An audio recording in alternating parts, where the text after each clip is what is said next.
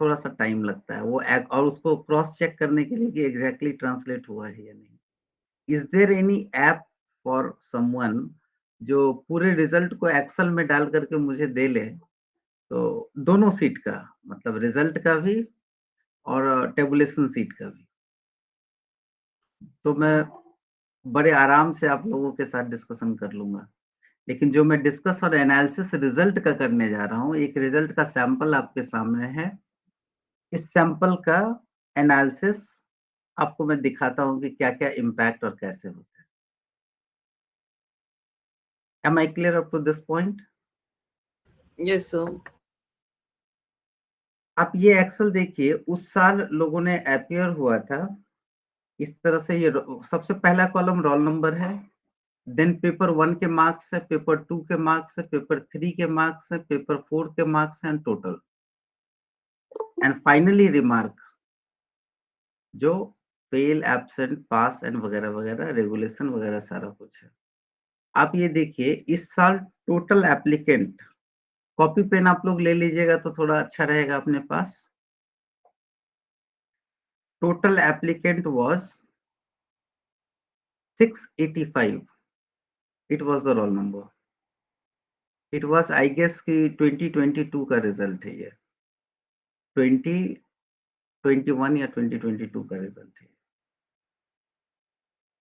आप देखिए कि कितने लोग एब्सेंट होते हैं इस रिजल्ट में।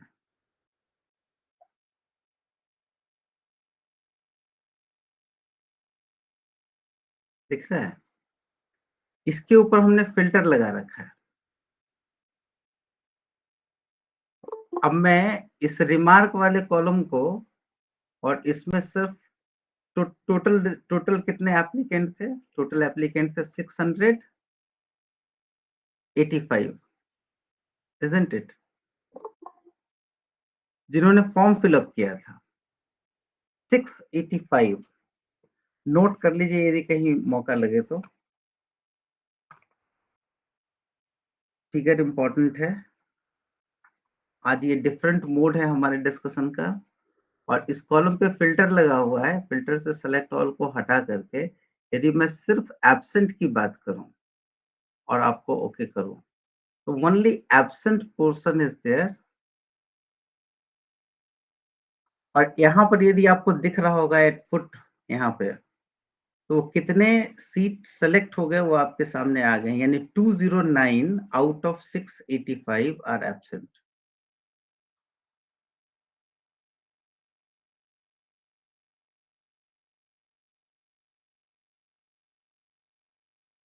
Can you believe this? 1/3 almost is absent. So total applicant is around 476, यानी अराउंड 500 लोगों ने यहाँ पे इस रिजल्ट में अपीयर हुए। और वो एप्लीकेंट एब्सेंट जो पर्सन थे उनका जब आप रिजल्ट ऊपर से नीचे देखेंगे तो आपको ये पता चलेगा दे आर सब्जेक्टली एब्सेंट।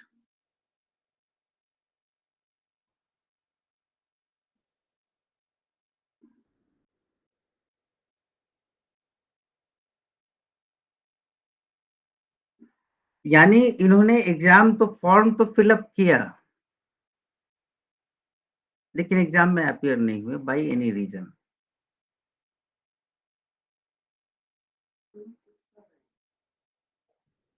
और वो रेशियो बहुत हाई है। इसीलिए रजिस्ट्री कहती है कि यदि आप लेटर नहीं देंगे तो अगली बार आपको हम फेल मान लेंगे। और फेल मानने की वजह से अगले अटेम्प्ट में आप अपीयर नहीं हो पाएंगे। तो मेरा रिक्वेस्ट है कि माइंड मेकअप कर लीजिए कि लास्ट मोमेंट में हमको विड्रॉ नहीं करना है। दूसरी बात अब मैं दूसरे पॉइंट पे चलता हूँ। सिर्फ मार्क्स को मैं जरा एनालाइज करूँ। एब्सेंट को मैंने हटाया और बाकी सबको हमने एक्सेप्ट एब्सेंट उसको हमने लिया लूप पे, और ये टोटल रिकॉर्ड है 476। These people are really courageous to appear into the exam.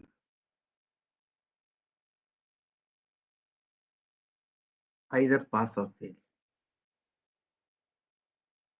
इनके मार्क्स जब आप देखें सारे पेपर्स, उससे पहले मैं थोड़ा सा ये फेल वाले का और पास वाले का करने के बजाय इसमें थोड़ा सा और मैं ये करूं, फिल्टर लगाऊं, और फिल्टर को मैं कुछ इस तरह से लगाऊं कि एब्सेंट हटा करके सिर्फ और सिर्फ पास को, सबको हटाने के बाद सिर्फ और सिर्फ फेल को मैं ले लेता हूँ या पास को ले लेता हूँ। पास, रेगुलेशन 1 एंड रेगुलेशन 2, ये रिकॉर्ड आ रहा है 275, which is almost 50%.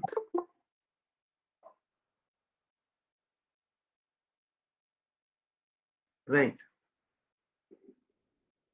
अब मैं वापस पास पे जाऊंगा। रेगुलेशन को मैंने यहां से अनलिस्ट किया,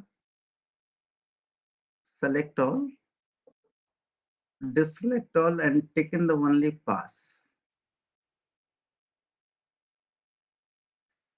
और ये पास के रिजल्ट हैं 187, ऑलमोस्ट 187 आउट ऑफ 476 आर पास। और इनके मार्क्स आप देखिए 54, 64, 64, 58, 240 एग्जैक्टली, ये दिख रहा है 240 exactly. So how many person has passed but exact marks having 240? सिर्फ वही मैं select कर रहा हूँ, and these are 15. Of course these are the borderline.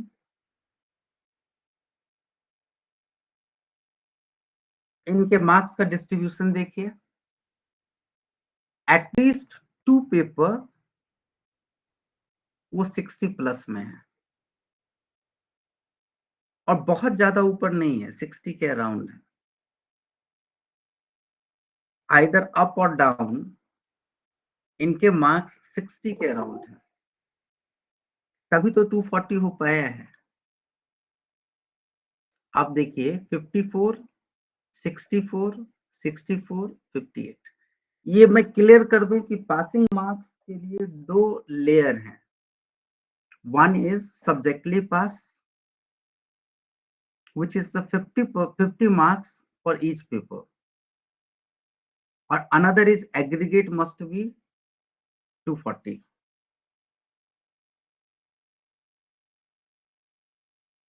देख रहे हैं सबके, कुछ लोगों के एक पेपर में 70 आ गए हैं, 74 आ गए हैं, तो बाकी पेपर के लिए ब्रीदिंग स्पेस है 54, 57, 55। यहाँ 71 है तो यहाँ 54 एंड 55 है। अदरवाइज डिस्ट्रीब्यूशन बहुत ही स्मूथ है, 64, 64, 59, 53 एंड 240। डिस्ट्रीब्यूशन आप देख लीजिए।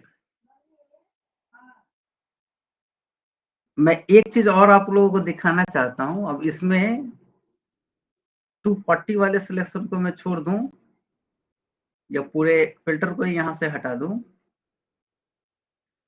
और 270 वाले को दूसरे नंबर पे देखिए आप, one paper is 80, another paper is 72, third paper is 62 and fourth paper is 56। Total aggregate is 270। मैं थोड़ा सा और आपको नीचे ले जाऊं, और ये वाला roll number which is at the entry 28, यहाँ पर आप देखिए 2 paper is around 80, that is paper 1 and paper 4, and the rest is around 70. दिख रहा है? It is 296,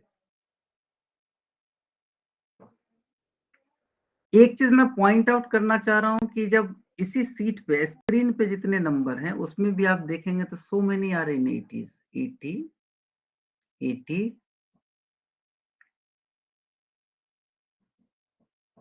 और 70 प्लस तो काफी सारे 83 is here, 70, 68 and so fourth आपको यहाँ दिख रहा है। दिख रहा है 80s कितने हैं, इवन 90s, 87 ये सारे मार्क्स हैं।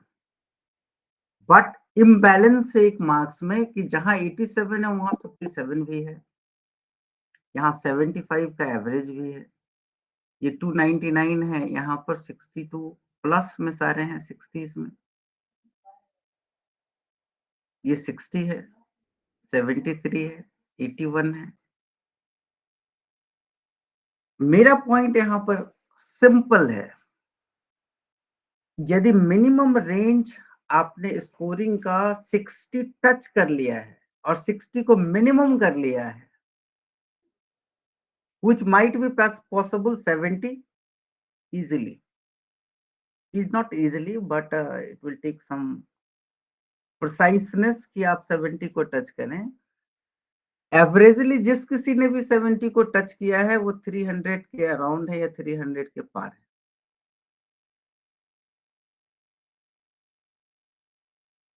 सो पॉसिबिलिटीज इज देयर कि यदि आप सारे पेपर का बेंचमार्क 60 के बजाय 70 को फिट करें कि मुझे इतने से नीचे नहीं लाने,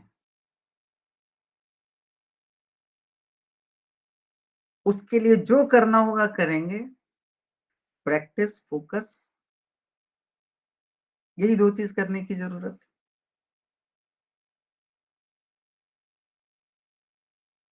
we can achieve the mark of 300 और 300 के मार्क्स को अचीव करना इन एग्रीगेट अपने आप में लीड करता है कि टॉप 10, टॉप 50 में अपना पोजीशन सिक्योर करना।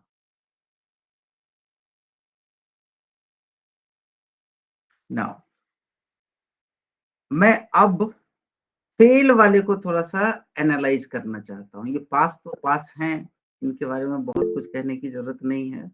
अब मैं सिर्फ और सिर्फ फेल को एनालाइज करना चाहता हूँ, उसके बाद मैं रेगुलेशन के अंदर एंटर करूंगा। और पास में बहुत कुछ कहने की जरूरत है नहीं। So let us locate all the fail part, meaning thereby who appeared into the exam in all paper but got fail। और इस फेल में भी टोटल एग्रीगेट में सिर्फ और सिर्फ मैं ये फिल्टर कर रहा हूं, यहाँ पर फिल्टर एक लगा रहा हूं और वो कह रहा हूं कि मोर देन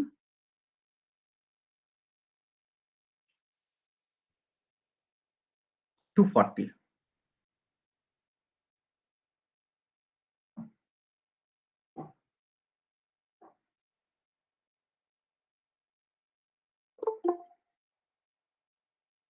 ये मार्क्स देखिए जो आपके स्क्रीन पे,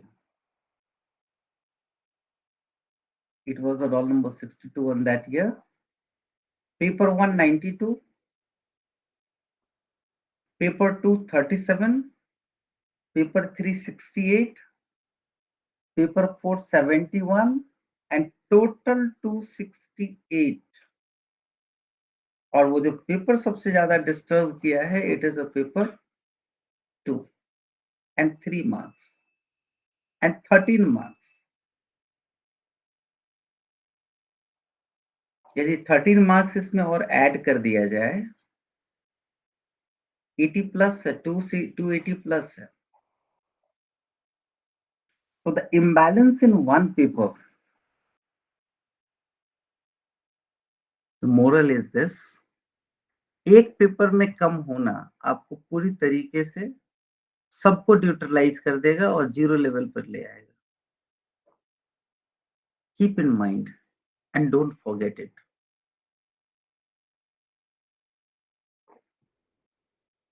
ये मानकर चलिए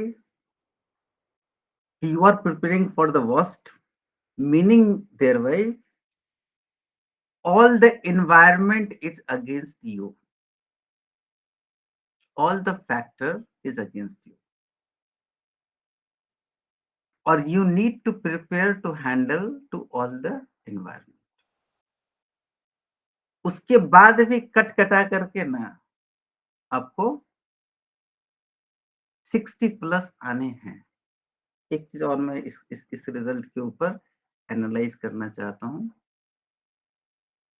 कहने का मतलब ये था कि यदि आप अच्छा परफॉर्म कर लें, जो आप एक्सपेक्ट करते हैं कि आपका आना चाहिए 80, वाकई ये 80 डिजर्विंग है, और कहीं ना कहीं से एडवर्स कंडीशन है आपके लिए कि examiner is so strict and not liberal at all. फिर भी वो काट पीट करके 60 तक तो देना चाहिए, और यदि 60 नहीं आ रहा है, इवन 50 तो आना चाहिए, इवन 40 तो आना चाहिए। और यदि वो नहीं आ रहा है, then certainly a big question mark on your own assessment. You are not on dot. Somewhere something is the problem. कुछ तो ऐसा मिस्टेक हमने सारे क्वेश्चंस में किया है हैबिचुअली, जो नहीं होना चाहिए था, जिसकी वजह से मार्क्स गए हैं। What are those things? One is the experiment, जो कॉमन पैटर्न से हटके होता है। I was used to do that. Number 2, set pattern से हट करके कुछ करना, या फिर वाकई क्वेश्चन को डाइवर्ट करना, मतलब फोकस से हट करके कहीं और जाना, या फिर क्वेश्चन का आंसर हमने एक्यूरेटली लिखा है but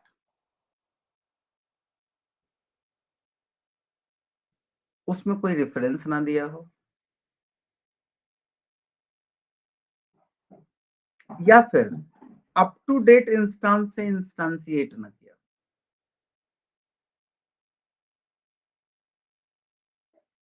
if we answered accurately on dot, otherwise ये रिजल्ट में नीचे आना तय है, कहीं ना कहीं आप डाउन होंगे, है ना। So the moral is this: we must have to take balance of all the people.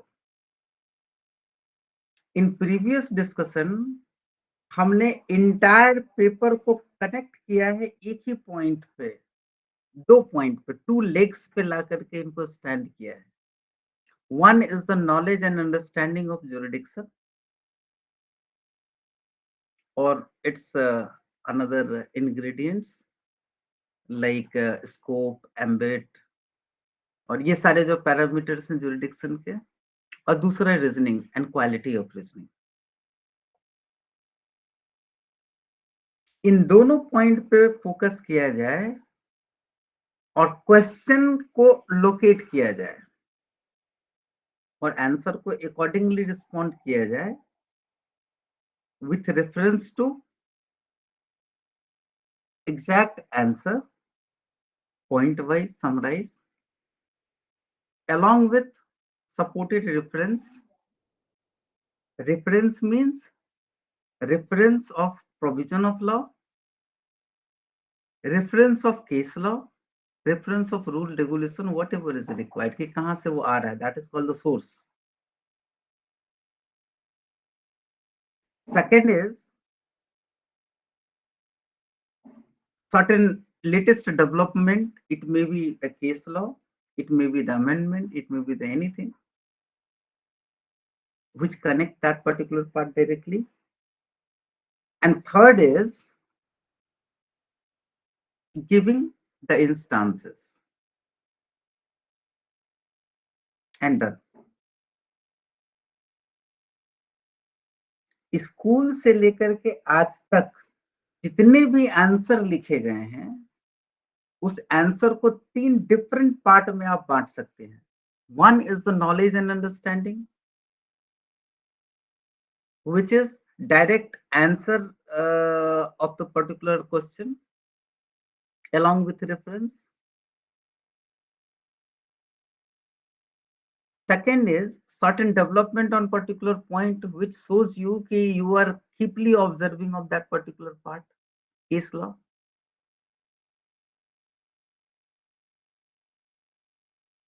And what you are writing in your word, it must be supported with the reference कि कहाँ से ये आ रहा है. It will authenticate your answer. Otherwise, it is not an answer, it is just an opinion. और आपके opinion की कोई वैल्यू नहीं है. Unless until it is asked.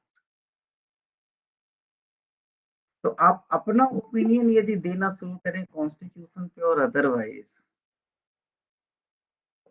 ये सर्टेनली कुछ न कुछ फैसेट छूटेगा और कुछ न कुछ एक्स्ट्रा फैसेट आ जाएगा जो बियॉन्ड द इमेजिनेशन चला जाता है. Unless until you are not so balanced in your words or expression. Point यहां पर यह है कि स्कोप बहुत तगड़ा है डाइवर्ट होने का और उसको बाइंड किया जा सकता है एक ही चीज से, वो है रेफरेंस. कहां से ये आ रहा है. यदि आपने रेफरेंस अंडर ब्रैकेट कहीं से भी रेफर कर दिया, आप अपनी लाइबिलिटी उस constitutional reference provision of law पे सकते और एग्जामिनर के हाथ बंध गए कि इसको अब कैसे भगाया जाए यहां से. Getting my point. So that is the importance of the reference. For example, यदि आप आर्टिकल 136 लिखते हैं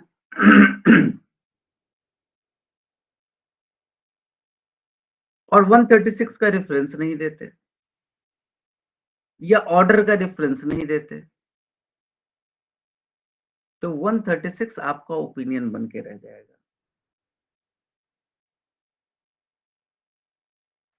तो मैं ये कहना चाह रहा हूं कि the importance of reference is so important and crucial कि सिर्फ इसी को डाल करके आप जरा सोच करके देखिए. एक पेपर में 10 क्वेश्चन है. पेपर 1 ले लीजिए, पेपर 2 छोड़ दीजिए, पेपर 3 और 4 ले लीजिए,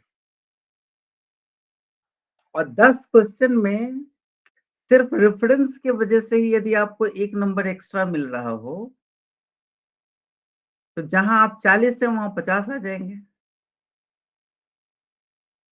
और जहां 50 है वहां आप 60 आ जाएंगे, जहां 60 है वहां आप 70 आ जाएंगे, सिर्फ वन अलर्टनेस की वजह से. या फिर आपने रेफरेंस छोड़ दिया हो तो आप 60 डिजर्व करते हुए भी 50 पे आ जाएंगे. सब डिस्क्रिप्टिव पेपर है ना. You can imagine the risk. और रेफरेंस के साथ एक अलग citation या latest development additionally which is not asked into the question. यदि आपने सब्सटेंस कर दिया है तो आपको 10 नंबर में 6 के बजाय 7 मिलेंगे and it will take you the 70. But in any manner without any reference and without any citation, यदि आप एक्यूरेटली आंसर लिखते हैं with in the 4 corner of instruction given into the question,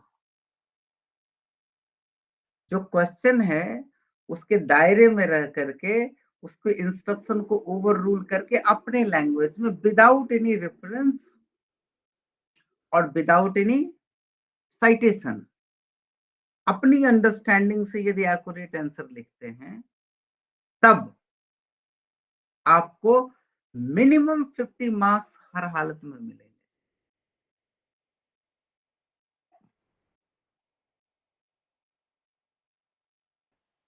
ये तय है, ये मेरा टेस्ट किया हुआ. आई गेस कि ये डिस्कशन आपके लिए बड़ा इंपॉर्टेंट होगा 1 by 1 मार्क्स को लोकेट करने के लिए.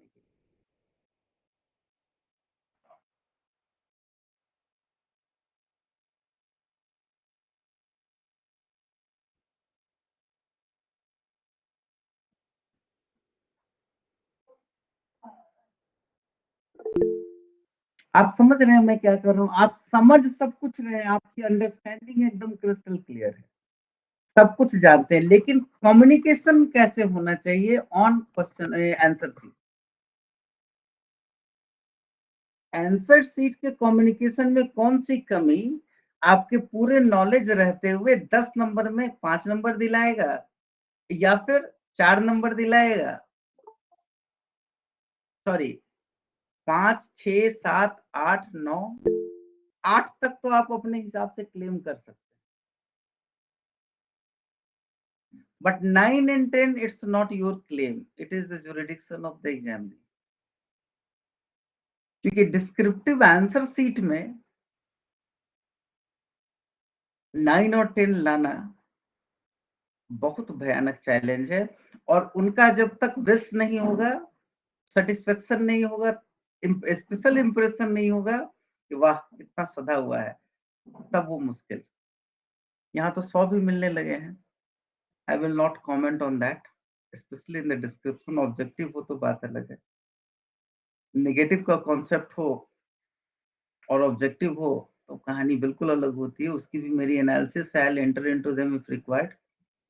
लेकिन नेगेटिव का इंसर्ट करना लास्ट मोमेंट पे, specially in the examination hall, this is also not fair. But आपके लिए स्पेशली नहीं किया जाए, this is for the all exam. और उसके बाद भी 350 रिजल्ट हो रहे हैं, this is the fact.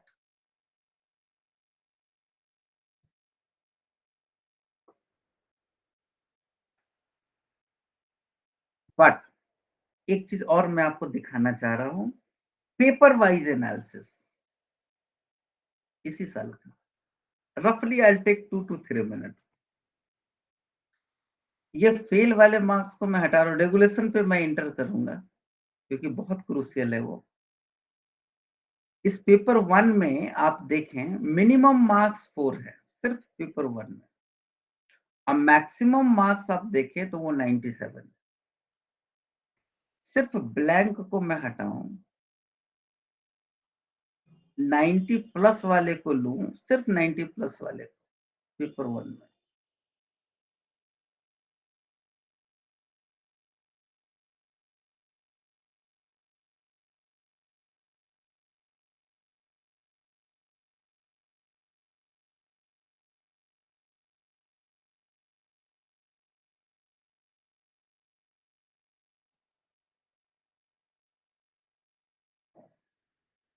Greater than 90।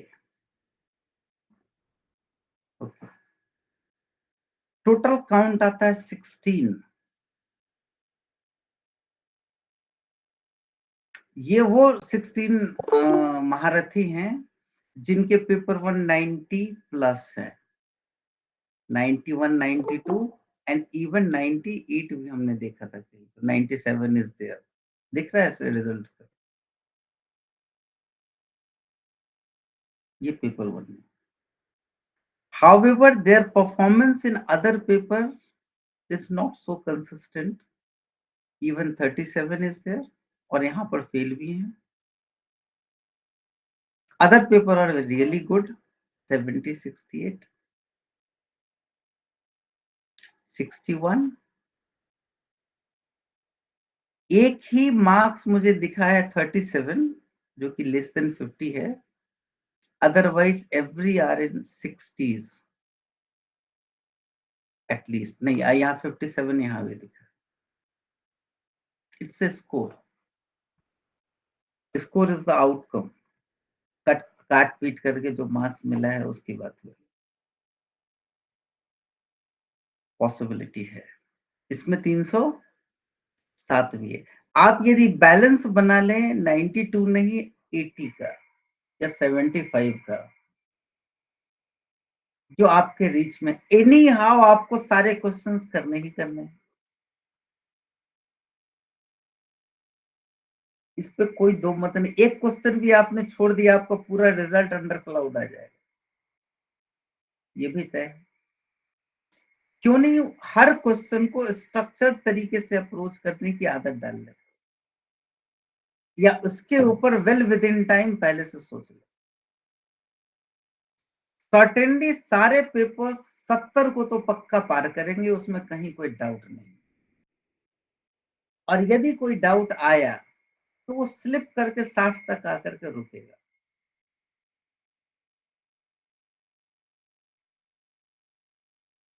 मैं इसलिए कह रहा हूं कि यहाँ रिस्क कहीं भी किधर से भी आ जाता है, रिस्क लेवल बहुत हाई है।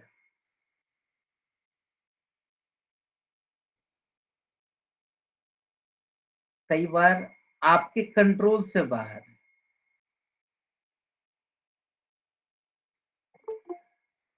जैसे पैरामीटर ऑफ एग्जामिनर और those set of examiner who is checking your copy, might be possible certain times it is remanded back for the rescaling। Ajay ji समझ रहे होंगे कि मैं क्या बोल रहा हूँ। This is also possible. So उस कंडीशन में भी एक लेवल तक आप आकर के रुक सकते हैं। अब मैं आता हूं आपको रेगुलेशन वाले। नहीं, एक चीज और मैं आपको दिखाना चाह रहा था। अब मैं पेपर 1 पे 92 को हटाता हूं, इसके फिल्टर का कह रहा हूं मैं, पेपर 2 का क्या स्पेक्ट्रम है जरा उसको देख लें। पेपर 2 में आप देखें तो पेपर 2 में मैक्सिमम है 78, 78 से ऊपर गया ही नहीं है।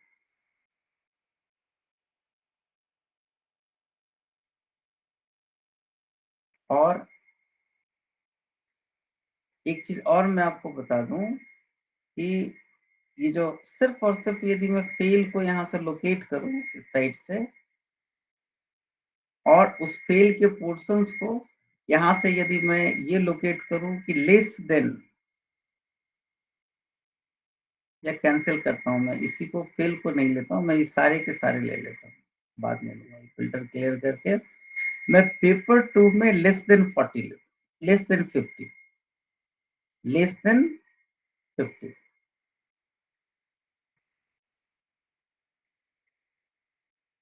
इसमें है टोटल 143 जो पेपर 2 में लेस देन 50 है, और इसके ऊपर रेगुलेशन और पास की कितनी संख्या है सिर्फ उसको मैं लोकेट करता हूं जो पेपर 2 की वजह से ये गया। फिर तो यहाँ पर होंगे लेस देन 40, तो फेल सर्टेनली है। टोटल मार्क्स को मैं देखूं तो टोटल मार्क्स आपके, एक सेकेंड,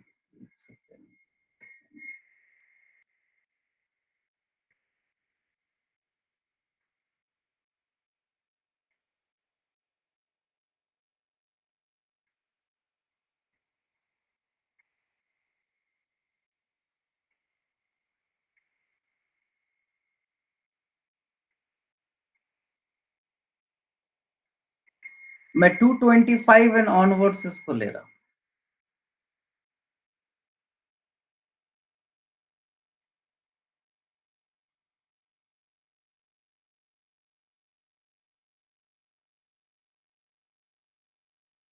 ग्रेटर देन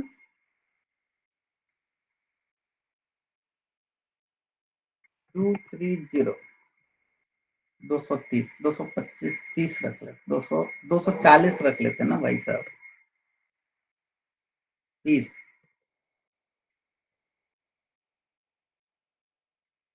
ये टोटल 16 लोग ऐसे हैं जिनकी मार्क्स 230 से ज्यादा हैं टोटल, बट पेपर 1 में 50 से कम है, यानी 10 नंबर इसको मिल जाते इनको इस पेपर में, पेपर 2 में, तो सर्टेनली यहाँ पर एन होते।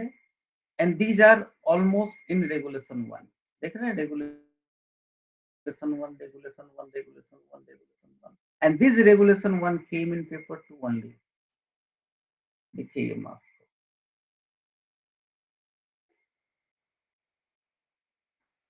और ये भाई साहब 243 मार्क्स लाने के बाद भी यहाँ पे गलती से बच गए 40, एक मार्क्स नीचे आता ना, down.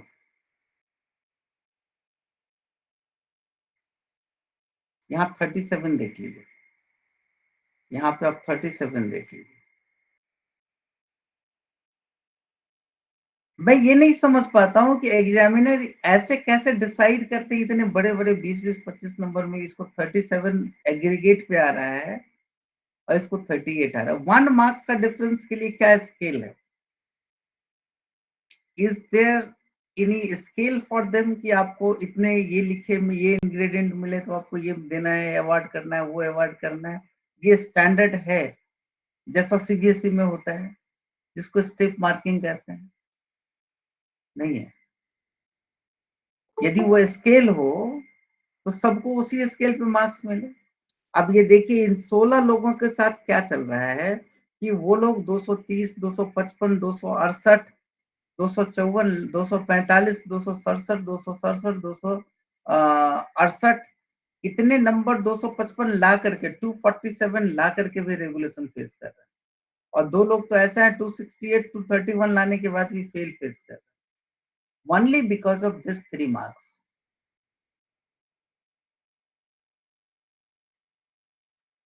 The scope of error is always around 10% of the total mark.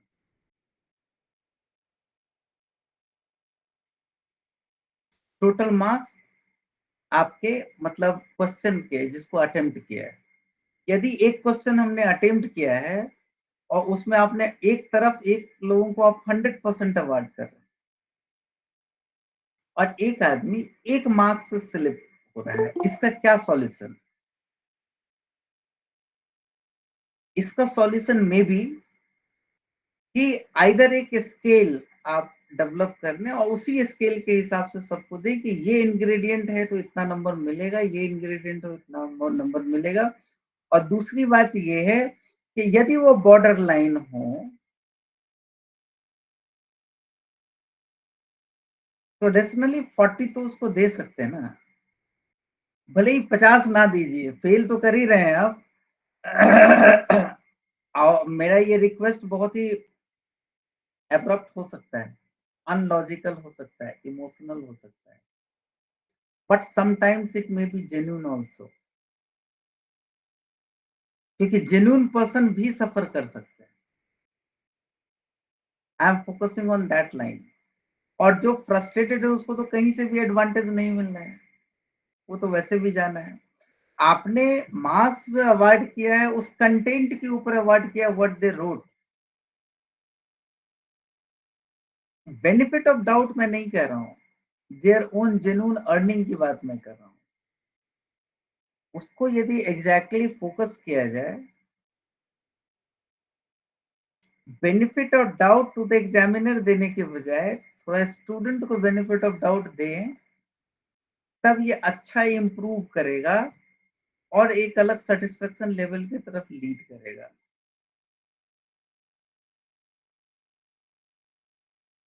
40 का नंबर जो है ना वो रेगुलेशन तक टच कराता है अच्छा खासा लिखने के बाद। और यदि गलत लिखा है तो 40 से नीचे जाना चाहिए। If they have certain substances तो 39 पे आके रुकना नहीं चाहिए, because 40 is the very crucial marks. या फिर री इवेल्युएशन के कॉन्सेप्ट होने चाहिए, वो लॉजिकल है। चलिए अभी जो हमारे सिस्टम में है हम उसी के साथ डिस्कस करते हैं, उसी को साथ लेकर के चलते हैं और इसको रिस्क पे छोड़ते हैं और तैयारी करते हैं ऐसा कि इससे थोड़ा सा ज्यादा हो। और यही रीजन था कि मैंने ड्राफ्टिंग को फोकस किया था इस बार। अब आप आ जाइए पेपर 3 और इसके हाईएस्ट एंड लोएस्ट पे। यहाँ मिनिमम 44 अवॉर्डेड है, दिख रहा होगा आपको। और यदि मैंने फिल्टर कहीं नहीं लगा रखा है, yes it is a filter on certain part, just remove it. Paper 3 के अंदर आप देखिए इसका हाईएस्ट कितना गया, 81 is went into this paper. And paper 4 की बात करें तो इस पे आपको हाईएस्ट गया हुआ है 82।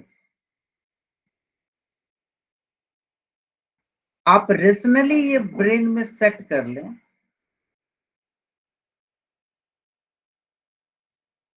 वर्स्ट कंडीशन में भी और अदरवाइज भी paper wise highest point 75 to 80, 70 to 80 touch किया जा सकता है। However, इन पेपर 1 10 मार्क्स एक्स्ट्रा कर लीजिए, क्योंकि पेपर 1 क्वांटिफाइड होता है, उसमें मार्क्स अवार्ड होता है। यदि 75 अदर 3 पेपर में स्कोरेबल है, तो सर्टेनली पेपर 1 में 10 मार्क्स एक्स्ट्रा स्कोरेबल। 90 अचीव किया जा सकता है पेपर 1, और अदरवाइज 80 अचीव किया जा सकता है।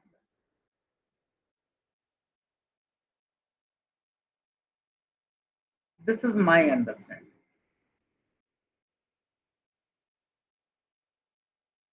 इस साल में कितने लोगों ने रेगुलेशन अटेम्प्ट किए थे? मैं सिर्फ अब रेगुलेशन की बात करूं तो रेगुलेशन 1 and 2 की बात करूं तो on that particular years this is 88% was in regulation 1 and 2.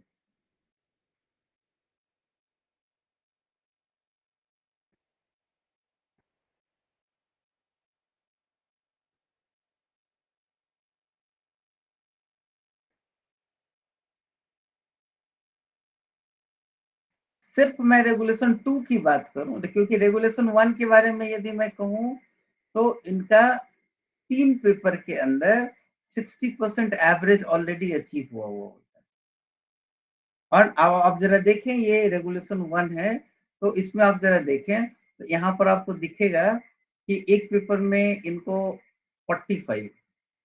तो regulation 1 is very much convenient, क्योंकि एक पेपर में आपको मैक्सिमम, जिसमें आप 50 से नीचे हैं, या तो 50 लाना होगा या 60 लाना होगा, बट 60 से एबव के स्कोप ही नहीं है। 59 तक जाता है, 50 to 59 इन रेगुलेशन 1।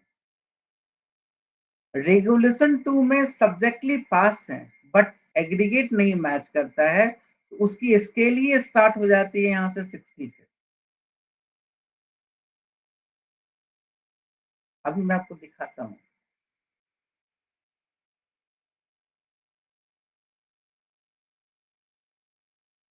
ये रेगुलेशन 2 के टेबल है, सिर्फ रेगुलेशन 2 के टेबल।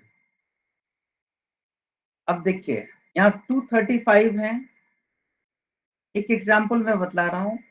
इनको एक पेपर के अंदर जो मिनिमम है, यदि मैं लूं, मिनिमम इज द 55 पेपर 3, और इनको लाने हैं 5 नंबर इनहांस करने हैं, यानी इसके अंदर 5 नंबर आप ऐड कर लीजिए, यानी 59।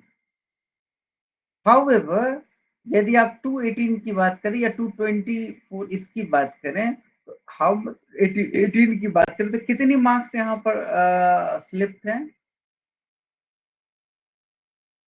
22। और यदि वो पेपर 4 को रिपीट करें तो 51 + 22 आप ऐड कर लीजिए, यानी 73। और वो इस साल होता तो कितना मुश्किल होता। चलिए छोड़ दीजिए, वो चाहते हैं कि मैं पेपर 1 रिपीट करूं। Paper 1 is the 59। 59 के अंदर 22 ऐड कीजिए,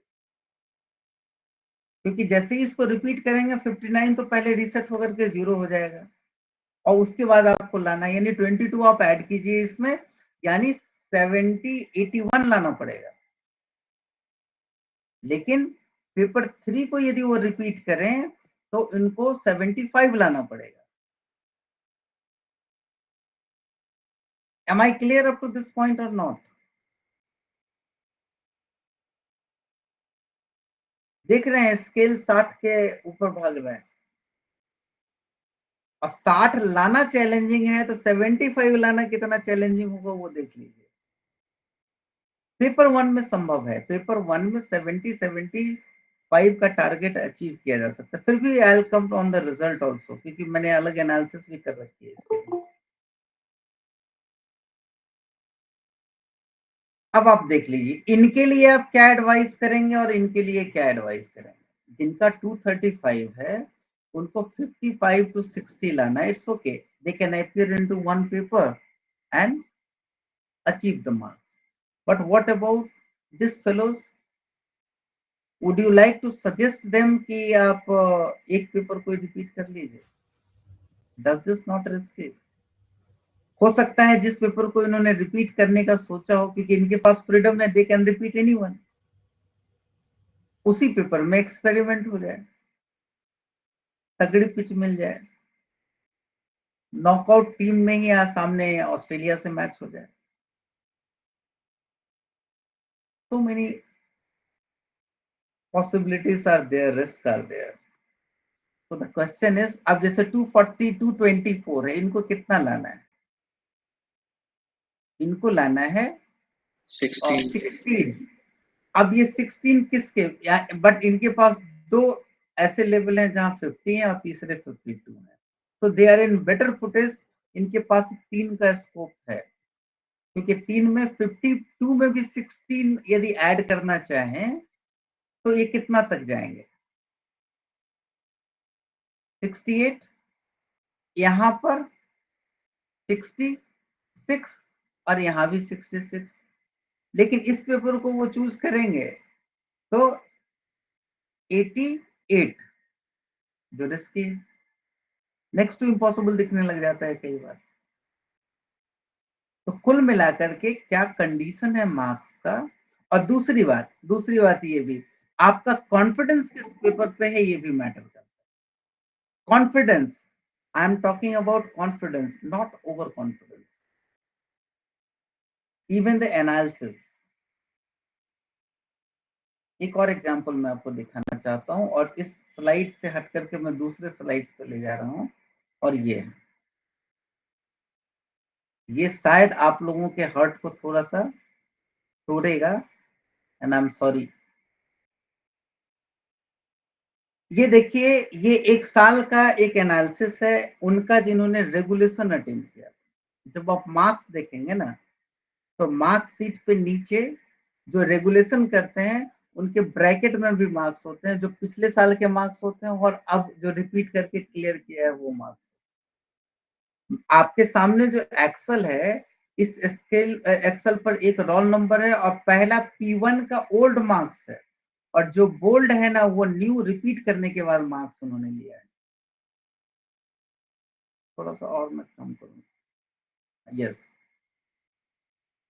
मैं आपको ये कहना चाह रहा हूं कि P1 के 2 मार्क्स हैं, P2 के 2 मार्क्स हैं, P3 के 2 मार्क्स हैं, P4 के 2 मार्क्स हैं, टोटल भी 2 हैं, और आगे रिमार्क भी। मीनिंग देयर बाई 2 मार्क्स इसलिए है कि एक मार्क्स अर्लियर है और दूसरा मार्क्स न्यू है।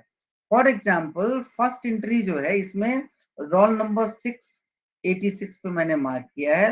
पहले उनको पेपर 1 में 55.50 था, इन्होंने इस पेपर को रिपीट नहीं किया। पेपर 2 में 53 था और इन्होंने चूज किया कि इसको मैं रिपीट करूं, एंड ही गॉट 60। पेपर 3 में 58 था, इन्होंने रिपीट नहीं किया। पेपर 4 में 58 था, इसको भी इन्होंने रिपीट नहीं किया, और अल्टीमेटली 224 था, अब 231 पे आकर रुक गए, क्योंकि इनको 53 था और ये रिपीट करने के बाद 60 तक ही ला पाए पेपर 2 में। और ये केस क्लियरली रेगुलेशन 2 का नहीं है, रेगुलेशन 1 का नहीं है, रेगुलेशन 2 का है, क्योंकि ये रिपीट कर सकते थे पेपर 3 भी, पेपर 4 भी एंड पेपर 1 भी, बट इन्होंने चूज किया रिपीट करना पेपर 2 को, and got the 60। Improvement is there but not up to the mark, यानी टोटल 224 से 232 तक आ गए, 231.5, and ultimately awarded because of their own wrong decision to appear in which paper. Am I clear to you or not? ये कुछ डरावना सा scene नहीं दिखला रहा है।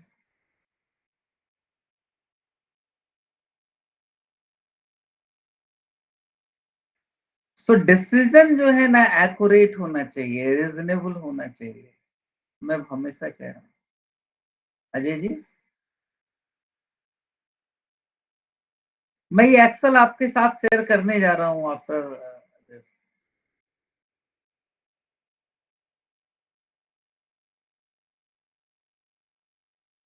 तो आप ये सोच लीजिए कि कौन से पेपर में मार्क्स अवार्ड होते हैं, कौन से पेपर रिस्की हैं और उसमें आप कितने कॉन्फिडेंट हैं बाय वे ऑफ प्रैक्टिस। कर लूंगा नहीं, करके देख लीजिए। कहाँ-कहाँ इन्हांस आप कर सकते हैं वो रिमार्क कर लीजिए आप अपनी मिस्टेक को, तभी आप आगे प्रोसीड कीजिए। थोड़ा और इनलार्ज कर रहा हूँ इसको, स्क्रीन को, और अपने आप को मैं थोड़ा-सा स्क्रीन से आउट कर रहा हूँ, मैंने मेन स्क्रीन अनपिन कर रहा हूँ। प्रोबेबली मैं थोड़ा बड़ा दिखा पाऊँ। आई गेस कि थोड़ा एनहांस हुआ है। थोड़ा-सा और मैं बड़ा करने की कोशिश करता हूँ। यस, नहीं कुछ ज़्यादा ही बड़ा हो गया। आप कहेंगे तो मैं बड़ा करके भी दिखाऊँगा, क्योंकि मैं यहाँ पर उसको एम्प्लीफाई कर सकता हूँ, फिर स्लाइड करके देख लेंगे। आपको मैं ये बताऊँ, अब ज़रा मैं थोड़ा-सा अपने इस पॉइंट मैंने एक एग्ज़ाम्पल के थ्रू ये दिखाना था कि कैसे मिस्टेक होती है। अब आप यहाँ पर देखिए, ये वो पेपर है, ये वो पर्सन है 687 जिन्होंने ये चूज़ किया कि मुझे सारे पेपर रिपीट करने हैं डिस्पाइट द रेगुलेशन। और 218 इनके मार्क्स देखिए, एक में 50, दूसरा 53, तीसरा 63 और 52 और टोटल आया 18। इनको इनहांस कितना करना था? अभी अभी जो एग्जांपल हमने देखा था, इनको इनहांस करना था अप टू 240। और ये एक पेपर चूज करने के बाद बोले कि नहीं मुझे चारों पेपर अपियर होना है, and he got at the marks of 248। But still it was the problem, एक में 39 के आसपास कहीं रह गया होगा। 248 के बाद ये 50 है, सॉरी 68 इनका स्कोर मार्क्स है। ये देखिए पेपर 4 में 45 रह गया, जहां पहले 52 था, अब ये 45 है। And finally he fall in regulation 1। Just imagine कि वो एक ही पेपर में अपियर होते तब क्या होता। थोड़ा सा और मैं इसको ये कर रहा हूँ, इस साइड रोल नंबर को हाइड कर रहा हूँ, मार्क्स को सामने ला रहा हूँ। इन लोगों ने दूसरा मार्क्स था 50.5, 50, 51 एंड 50, एग्जैक्टली बॉर्डर लाइन। इन्होंने क्या किया कि नहीं मुझे चारों पेपर, क्योंकि सारे पेपर में आप पास हो चुके हैं तो एक कॉन्फिडेंस आ जाता है कि नहीं मैंने कर लेना है अब।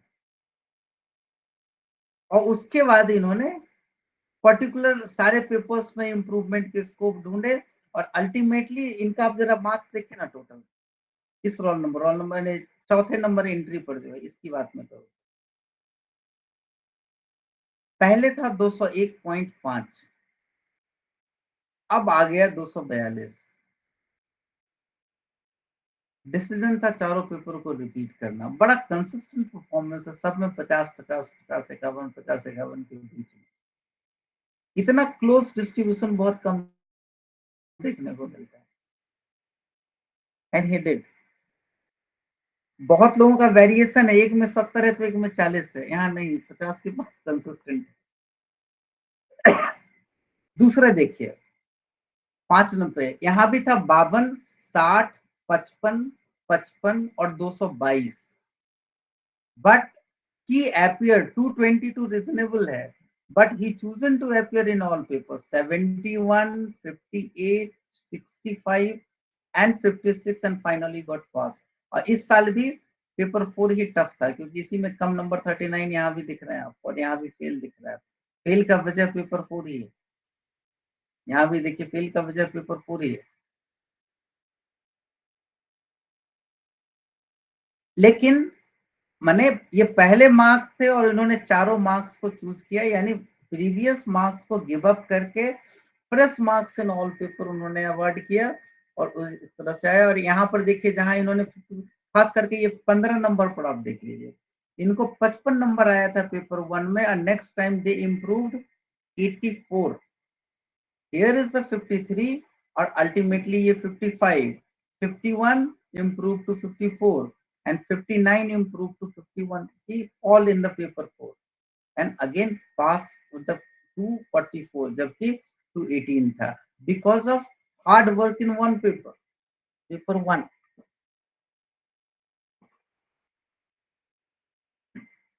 Am I clear up to this point or not? कुछ लोगों ने क्या किया, जो डिसाइड किया कि मुझे पेपर एक ही पेपर रिपीट करना है, वो अभी स्क्रीन पे आपके सामने आ रहा है। इन्होंने चूज किया ये पूरी सेट कि मैं पेपर 1 ही रिपीट करना है, despite there marks around 50 to 50, 40 से ज्यादा ही है। और इस साइड आप रिजल्ट देखें कि इसमें भी fail fail fail fail fail हैं, यानी ये फेल यदि देखें तो आपको पता चलेगा कि इनको 51 था पहले और अभी इन्होंने 62 इम्प्रूव किया, उसके बाद भी फेल है कि जितना इम्प्रूव करना था उतना नहीं किया। देख रहे हैं 51 था, 61 था, 56 था, 54 था, ये मार्क्स ऑन टोटल 222.5 थे।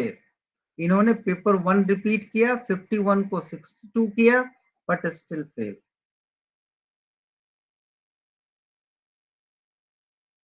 आप देख सकते हैं इनका 229 जो कि 230 के आसपास है, अल्टीमेटली 2 मार्क्स लूज किया 227 बाय रिपीटिंग पेपर 1 एंड 54 से 52 आ गया क्योंकि नथिंग इंप्रूवमेंट वाज शोन। यहाँ देखिए 230 से 237 आ गया और वो भी पेपर 1 में और 63 सॉरी ये यही है 256 टू 63 आया। जिन्होंने पेपर 1 रिपीट किया उनकी ये कहानी है। अब मैं आपको दिखाता हूं जिन्होंने पेपर 2 रिपीट किया जो कि ड्राफ्टिंग है उनके क्या कहानी है। ये पेपर 2 के रिपीट करने वाले आपके सामने, इनका प्रीवियस मार्क्स आपके इस टेबल में यहाँ पर है और उसी के साइलेंटली यहाँ पर आप देख सकते हैं fail fail fail fail fail. ये पेपर 3 के 3 है जो कि पास एंड फेल वाला कहानी। आप देख रहे हैं रिपीट करने के बाद जिन्होंने पेपर 2 को रिपीट करना चूज किया है उसमें फेल रेट कितना है और सेम कहानी मैं आपको यहाँ पे दिखा दूं। मतलब ये है कई बार तो रिड्यूस हुआ है, ये देखिए 43 का अगले बार भी 43 ही रहा है।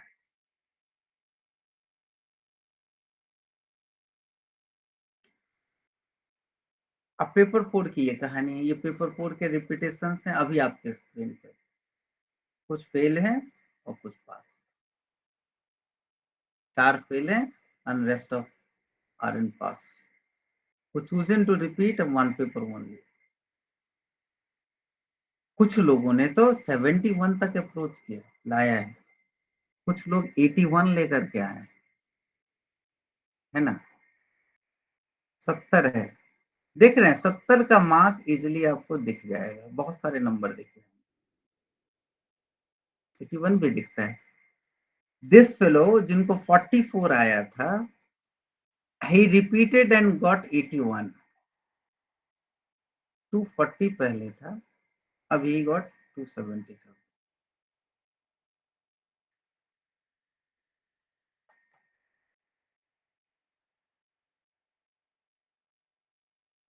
मैं क्या कहूँ, पूरा पत्ता आपके सामने खुला हुआ है।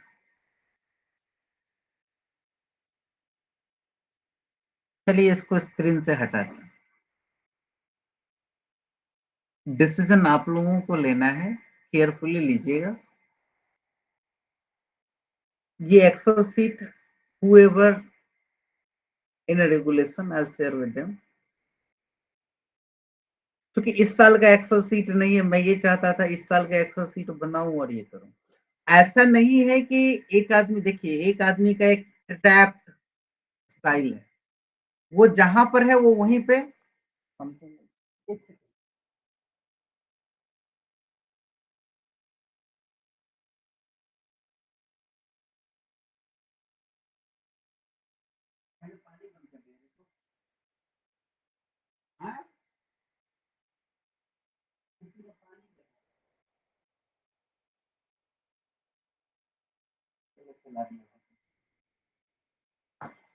मुझे ये कहना था कि इस टेबुलेशन सीट को ध्यान से देखना बहुत जरूरी है, और अल्टीमेटली मैं वापस ये कह रहा हूं कि वो अपना एरिया आइडेंटिफाई करना जरूरी है इंडिविजुअली बाय टू एवरीवन, कि हमको कहां इंप्रूव करना है. It would be possible only यदि आपके हाथ में आपका आंसर, क्योंकि रोल नंबर का अरेंजमेंट होता है ना, पहले फ्रेशर, उसके बाद first attempt, second attempt, third attempt, all papers, then regulation वाले वो जिन्होंने चूज किया है कि चारों पेपर दें उनका, देन पेपर 1 रिपीट करने वाले either in regulation 1 and 2, paper 2, paper 3, paper 4, क्योंकि उनको एक एक पेपर देना होता है, और वो एक पेपर के बाद पीछे से फ्री हो जाते हैं, तो एग्जामिनर को अरेंज करना आसान होता है रोल नंबर वाइज. रैंडम रहेगा तो मुश्किल होगा.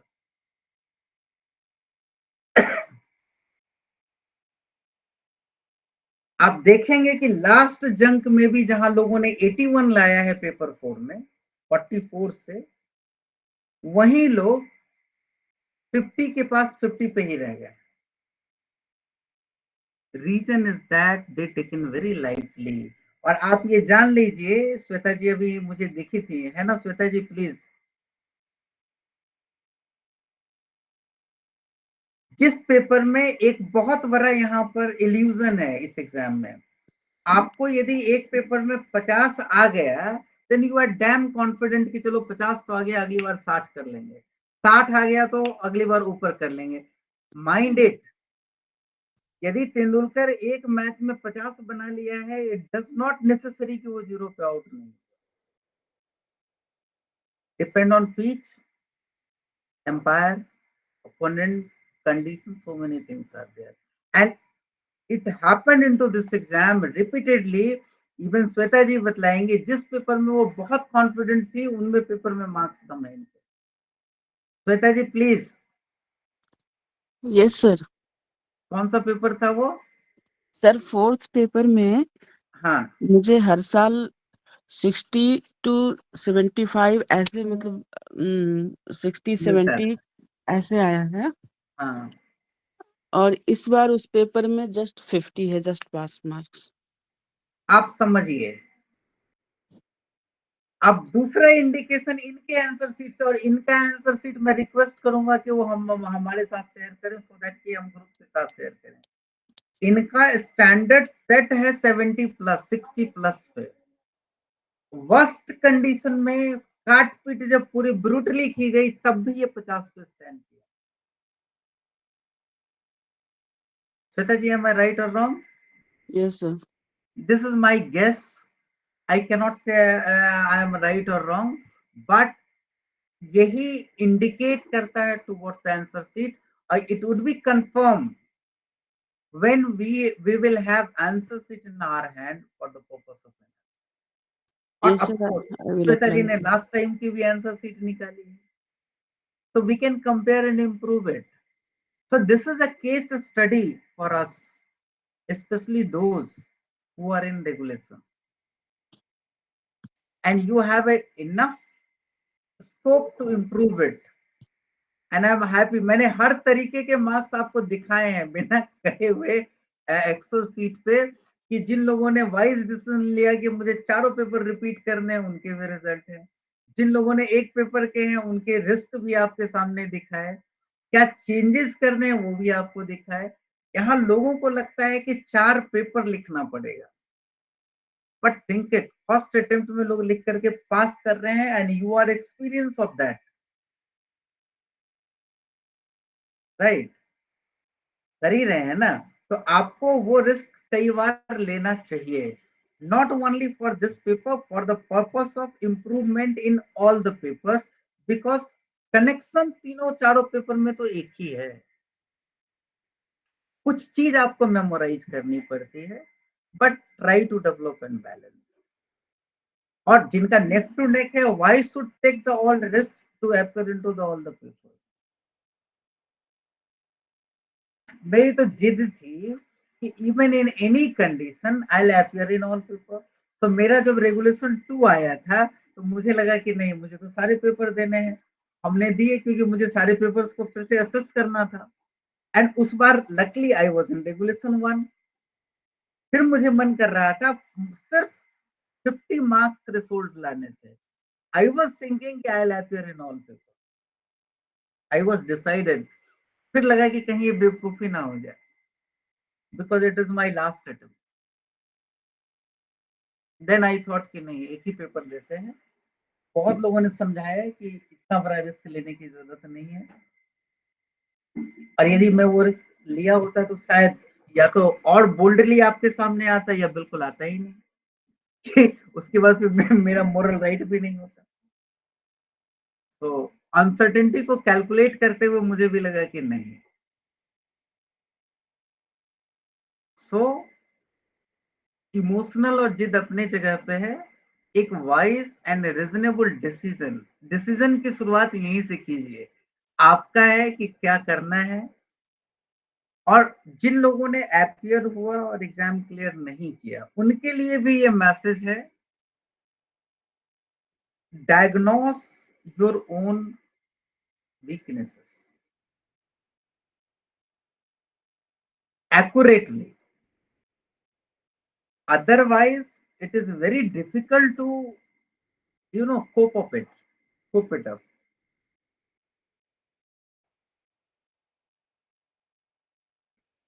यही मैं पॉइंट मेड आउट करना चाह रहा था आज के discussion.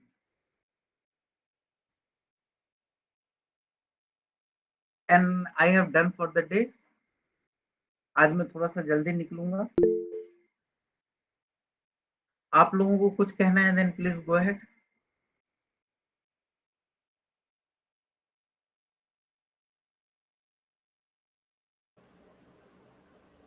Sir, good morning, sir. Good morning. Sir, rule number 30, hmm, in paper 1, he has got 78 marks. Hmm, Paper 2, paper 3, paper 4, 0, 0, 0. How come it possible, sir? it's possible because he was not confident and absent in all these papers. But option means option should have mentioned option, na, sir? 0, 0. Yes, after absent it would be treated as 0. Oh, okay, okay. So option, I think you might have Yes. option on this. How much marks did you expecting after absent? Sir? After absent, No, nothing, how many nothing. marks Zero. did you expect? No, that is there. Probably, sir is thinking that in some certain cases, absent is directly, explicitly written that they are. Explicitly written, na? That is But a. if he No, does not no. appear in all the paper, then it will be absent. But if he has appeared in one, then in the Then rest, if he rest has will not be appeared, then he'll get zero. it will be calculated. Okay. It will be taken as an attempt. Mm. Sir, Okay. sir, rule is this: if you fill the form and did not appear in any paper, they will award you 0, 0, 0 in all papers, and thereby you are fail in all paper, and therefore you cannot attend into the next. But once you are writing a letter to the registry in appropriate time, it may be before examination or after examination, but before the result, they will consider your roll number is struck off from that examination. Only those conditions, the word absent will come before your marks. Otherwise, it would be treated as per rule, existing rule, treated as 0. Done, sir. Done, sir. So be careful, be prompt if you want to write a letter. But by any reason, it is a huge 200 out of 600 is the 1/3. That much should not. And that is because of attempt.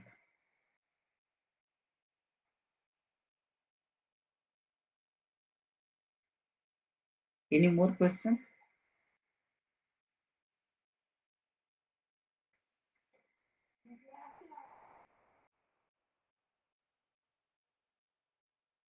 मेरा focus एकदम clear था कि कहाँ मुझे pitch करनी है, and I guess कि हमने सक्सेसफुली आप लोगों को दिखाया है जो मैं दिखाना चाह रहा था, because it is the right time to analyse it. इसके पहले मैं दिखाता, इसके बाद में मैं दिखाता तो शायद वो इफेक्ट नहीं पड़ता, बट ये राइट टाइम। मुझे आपसे बस यही रिक्वेस्ट है कि आपकी जिंदगी आपके हाथ में, सो डिसीजन केयरफुली लीजिए, कैजुअली नहीं या ऑब्वियसली नहीं, थोड़ा सा मतलब अलर्ट होकर के। तो ये जो कैजुअलिटी हमारा ग्रुप झेल रही है वो नहीं झेलती। रीजन आपको मैं ये बता दूं कि इस बार फर्स्ट टाइम ऐसा हुआ है कि 198 रेगुलेशन में, कई बार ये रीस्केलिंग के वजह से भी संभावनाएं बन सकती है। रीस्केलिंग का मतलब कि यदि मान लो, ये जस्ट गेस है और मेरा इससे कोई कंफर्मेशन नहीं है, एक पॉसिबिलिटी मात्र है कि यदि ये कहा जाए कि इतना से ज्यादा इस बार रिजल्ट नहीं देना है, ऐसे ही बहुत ज्यादा हो गया, तो जो पास भी है उसको रीस्केल करके डाउन करो। तो किस पेपर में डाउन करोगे? इन बेस्ट ऑप्शन 2 पेपर बच जाता है, 2 और 4, क्योंकि यहाँ स्कोप है 25 नंबर के 20 नंबर के क्वेश्चन है, जिसको 15 दिया है उसको थोड़ा और 13 कर दो। जबकि और सारे पेपर में रीस्केल करना मुश्किल है, क्योंकि छोटे छोटे मार्क्स के होते हैं। Ajay ji, am I right और रॉन्ग? तो स्पेशली यदि आपको फोकस करना है किसी 2 पेपर पर स्ट्रांगली, तो वो 2 पेपर होना चाहिए, paper 2 and 4। You can't take lightly, this is the most scoring paper, this is the most disturbing paper also,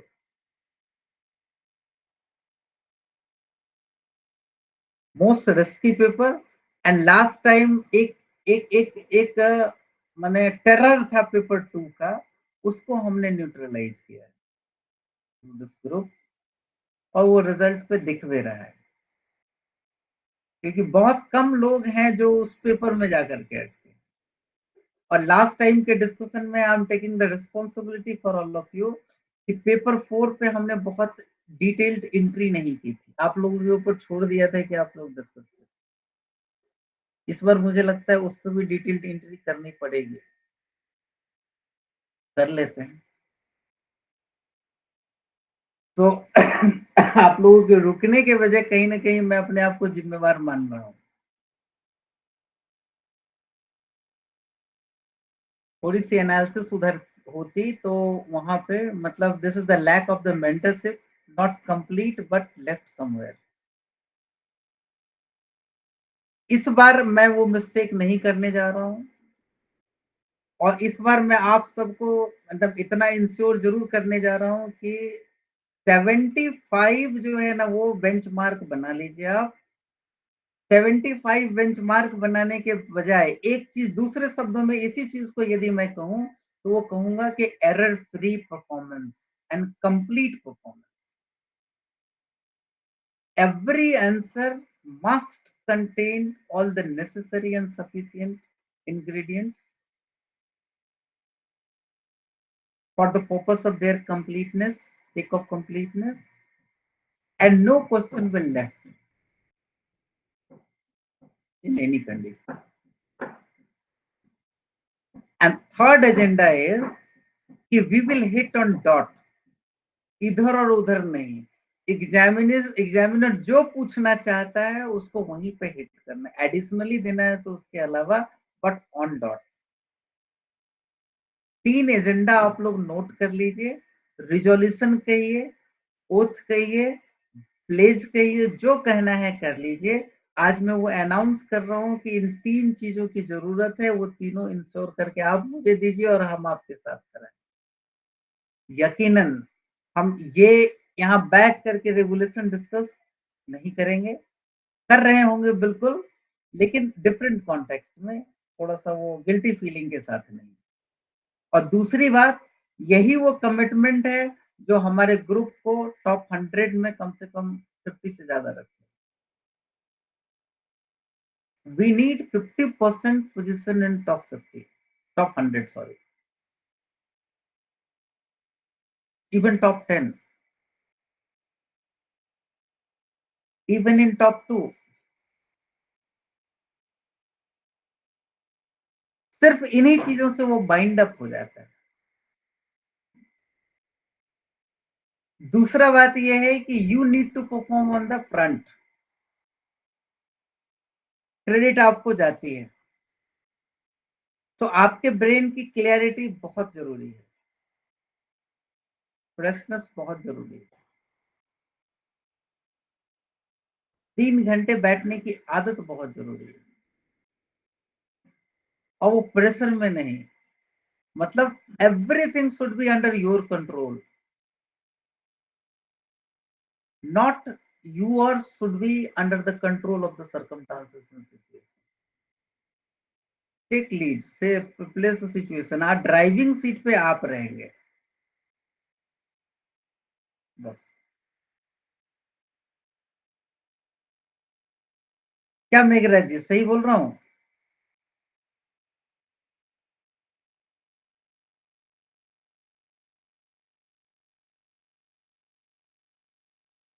Probably he is not there. Oh, Yes, sir. today we have 62 count.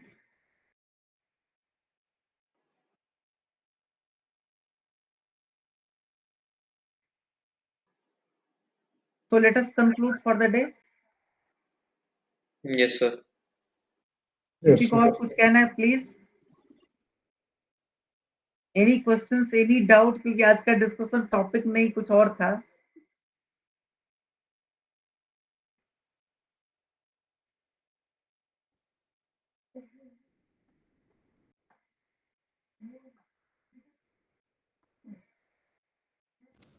Paper 4 की understanding, paper 2 and paper 4 की understanding, reason को locate करना, this is not exactly easy part. और paper 4 में इनके expectation बहुत ही different थे। One side objective था, जो कि ऑब्जेक्टिव को प्रिपेयर कर पाना अपने आप में बड़ा ही एग्जॉस्टिव पैटर्न होता है, जैसा उस दिन शिल्पा जी ने कहा था। और एट द सेम टाइम इनकी एक्सपेक्टेशन ये थी कि इंटरकनेक्शन भी आप एस्टेब्लिश करें, जो कि क्लियर इंस्ट्रक्शन था टू आंसरिंग एनी क्वेश्चन। तो इंटरप्ले, एक पॉइंट पे फोकस होने के बजाय वो कई पॉइंट से इंटरलिंक था। I would like to say something. Yes please, Bansal साहब। I can say this. I failed in paper 2, not failed. I could not, this score the up to the mark.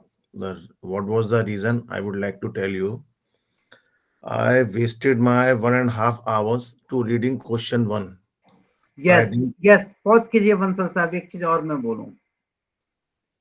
Practice period का एक objective ये भी होता है कि ये सोचने का काम हम एग्जामिनेशन हॉल में ना करें एंड वेस्ट नहीं करें टाइम। ये बात हमको अभी का अभी रियलाइज कर लेना है, and it can be reduced because of practice only. और वो जितना डेंजरस कंडीशन है, बिल्कुल उतना ही डेंजरस कंडीशन है जब शोएब अख्तर का बॉल आ रहा हो और तेंदुलकर ये डिसाइड करे या कोई प्लेयर ये डिसाइड करे मारूं या ना मारूं, मारूं या ना मारूं, इसका लाइन क्या है, लेंथ क्या, कॉपी पेन लेकर के उसका लाइन और लेंथ स्केच करने लग जाए। बट सर एग्जाम से पहले आपने बोला था कि एक क्वेश्चन लॉन्ग क्वेश्चन आएगा, उसको लास्ट में अटेम्प्ट करिएगा, जो पहले दूसरे क्वेश्चंस हैं उनको अटेम्प्ट करिएगा। Time management is different for every individual, yes sir, and their own skills, habit, understanding, so many factors is incorporated. I cannot impose the priority कि पहले ये बाद में ये। नहीं सर, आपने बताया था कि टाइम मैनेजमेंट किस तरह से। यदि मैंने बतलाया होगा तो मैं आपको अपने आप को करेक्ट करना चाह रहा हूँ it depend on their own convenience and age, right? Their own pattern, और लास्ट मोमेंट में उसको डिस्टर्ब करना मतलब पूरे पैटर्न को डिस्टर्ब करना है। तो ये चीज, ये फैक्टर जो बंसल साहब बोल रहे हैं कि एग्जामिनेशन हॉल में सोचना पड़ता है या पड़ा, ये जो है ना, ये बहुत ही डेंजरस सिचुएशन है। इसको सबसे पहले आप लोग अवॉइड, यानी क्लैरिटी इन माइंड का अपोजिट और एंटीथेसिस है वो है कंफ्यूजन इन माइंड। बहुत ज्यादा सोचना कहीं ना कहीं ये इंडिकेट करता है इसके ऊपर कंफ्यूजन के तरफ। और ये चेक करना है कि एक्यूरेटली हमने क्वेश्चन समझा है या नहीं, ये भी equally important. Instructions of the questions, Bansal साहब please continue. And I didn't attempt the question 1. Then I again started reading question 2. That also wasted my time. But I attempted all question. I can tell you, I could have done better way instead of what I have done that. Bansal साहब एक second और आपको मैं रोक रहा हूँ repeatedly, please क्षमा करें मुझे। मैं आपको ये बताऊं कि हमने लास्ट सेशन में इस इश्यूज को सीरियसली पुट अप किया, लास्ट नहीं, मैंने पिछले एग्जाम से पहले, कि हाउ टू स्कीप क्वेश्चंस के किस पर्टिकुलर पोर्शंस को आप पढ़ें, विद इन 1 मिनट आप ये डिसाइड करें कि इसको पढ़ना है या नहीं, या स्किप करना। Yes. It is a technique. Yes. Otherwise एक क्वेश्चन को पढ़ने के बाद, समझने के बाद फिर ये डिसाइड करना है कि इस क्वेश्चन को नहीं करना है, सियरली हाफ एन आवर्स का वेस्टेज ही नहीं, अगले क्वेश्चन के लिए इनॉर्मस प्रेशर कैरी ऑन करना है अपने ब्रेन पे। Exactly. And I attempted all questions, but those was not up to the mark. But Exactly. although I have been awarded 50 marks. And it is because of question 1 only. Yes. इसीलिए कहा जाता है कि पहले वो question attempt करो जो सबसे बढ़िया आता, कि एटलीस्ट आधे घंटे में इतना तो कॉन्फिडेंस आ जाए कि हमने एक तो कर लिया है। आते सारे क्वेश्चन थे, पर वो लेंथी इतना था, वो टाइम एग्जॉस्ट कर गया। अगर वो उतना ना करते तो। बंसल साहब इसी चीज को हम दूसरे तरीके से कहते हैं कि हमने थोड़ी और प्रैक्टिस की होती तो हम टाइम को मैनेज करना सीख लेते, इंप्रूव कर लेते। एग्जैक्टली। ये उनका मिस्टेक नहीं। अभी आप देखिए, यदि आप कह रहे क्वेश्चन इतना लेंदी था तो बाकी 500 लोग भी वही कहेंगे ना जो पास किए हैं। यस। यदि पेपर 1 की बात मैं करूं, सॉरी पेपर 2 की बात करूं, इसी पेपर में 362 लोगों ने तो पास किया है एग्जैक्टली। और उसके बाद रेगुलेशन होंगे, और उसके बाद ऐसे भी लोग होंगे जो फेल किए हैं इस पेपर में अच्छा करके। तो कुल मिला के अच्छा खासा परफॉर्म तो किया है इस पर्टिकुलर पेपर में। Isn't it? यस। तो पेपर में प्रॉब्लम की वजह, क्योंकि उनका कई बार आप रजिस्ट्री जाएंगे और इन लोगों से बात करेंगे तो इनका तो बस एक ही आंसर वहां पर आपको मिलेगा, ऑब्वियस सा। इवन कोर्ट में भी मैंने देखा है, कुछ लोगों ने चैलेंज किया है, तो इतने लोग तो पास किए हैं जो कि आधे से ज्यादा है, तो क्वेश्चन में कहाँ प्रॉब्लम है? How will you answer this questions? The safe side is take the responsibility. Yes. है ना? तो जब हम जिम्मेवारी लेते हैं तो हम इम्प्रूव करते हैं, ये करना अब हमको है, बॉल हमारे पास आता है। Yes. इवन इन प्रैक्टिस में भी आप देखेंगे कि यदि मुझे मिस्टेक करने की आदत है तो हर समय करेंगे अच्छा इस वजह से हो गया, उस वजह से हो गया। तो remove that habit and adopt, so that कि आगे भी एग्जाम में आपको, एग्जाम ही नहीं इवन प्रोफेशनल लाइफ में भी उसका वो एडवांटेज मिले। Yes. Thank you. Mithilesh wanted. Anyone want to share their own experience? Mithilesh wanted to say something. Sir.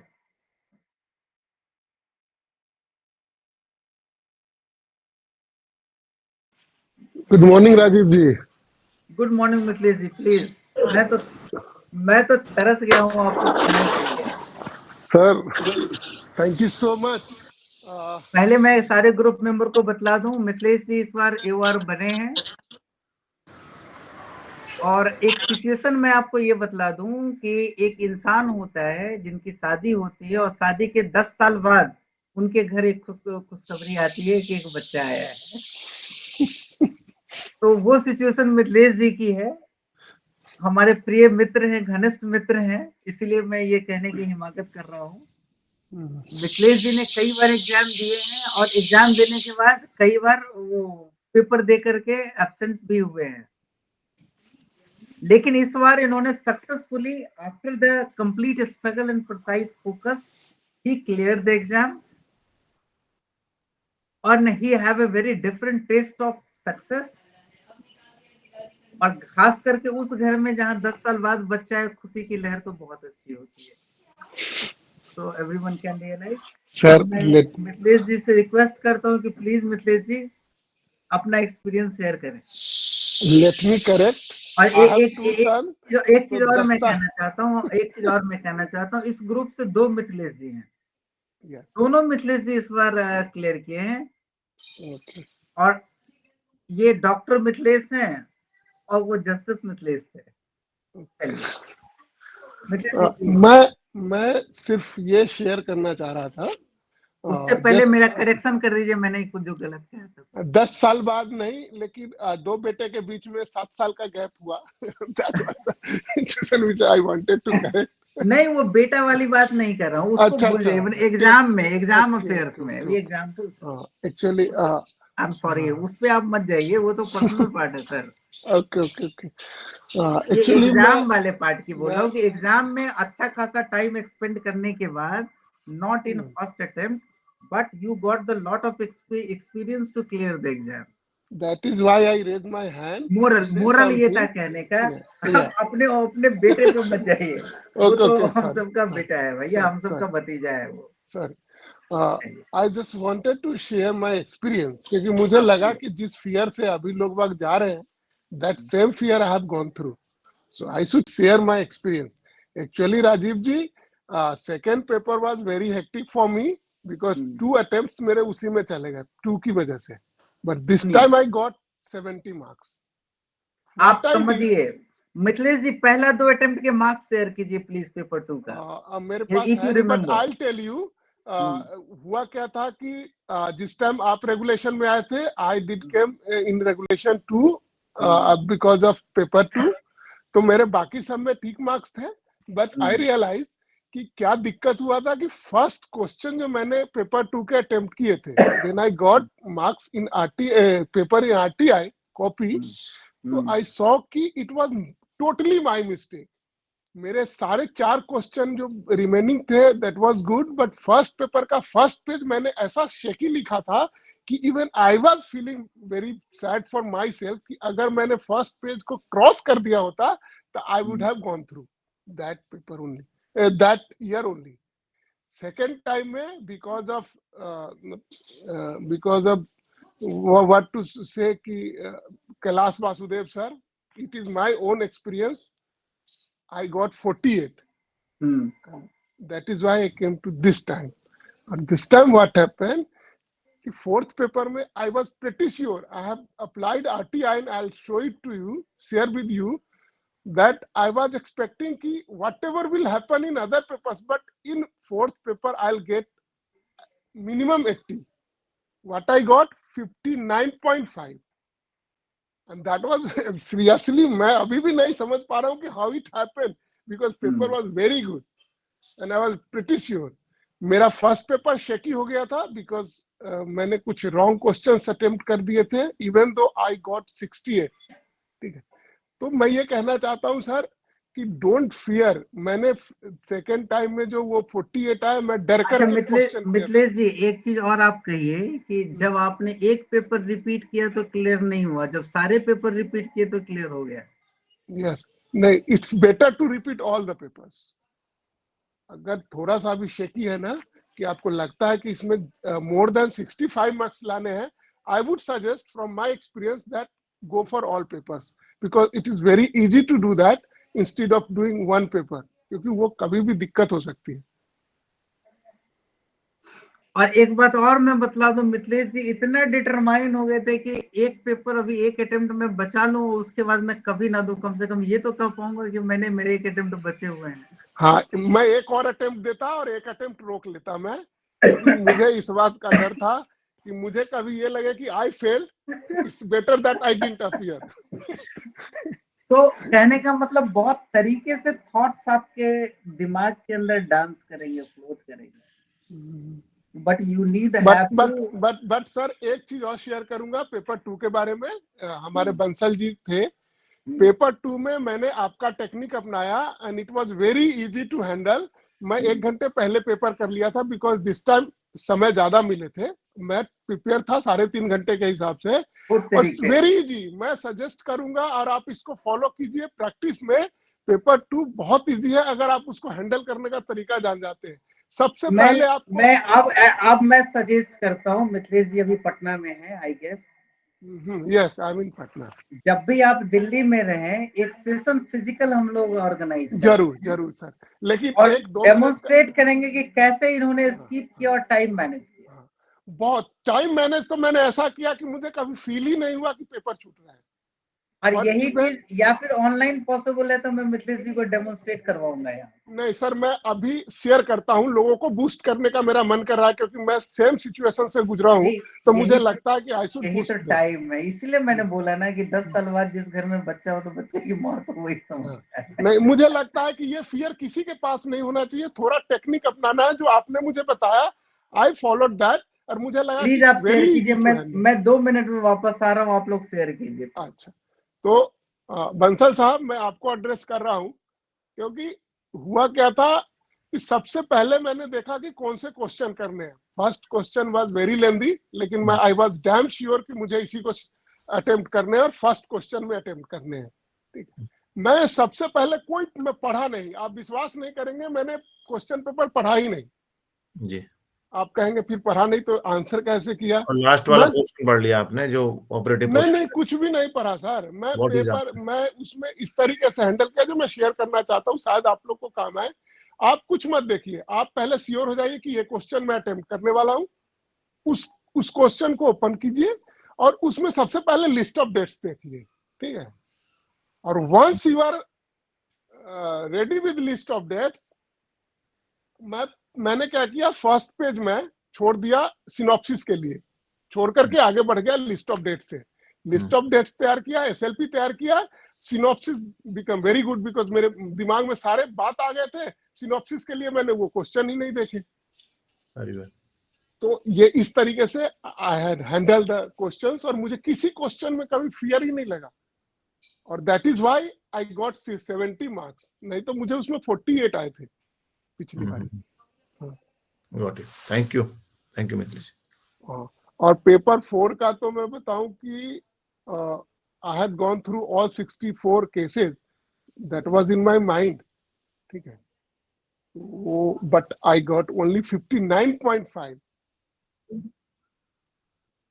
इसलिए सर शेकी तो हो जाता है। बट डोंट फियर, पेपर 4 और पेपर 2 शेकी है लेकिन हैंडल करना बहुत आसान है if you are really prepared.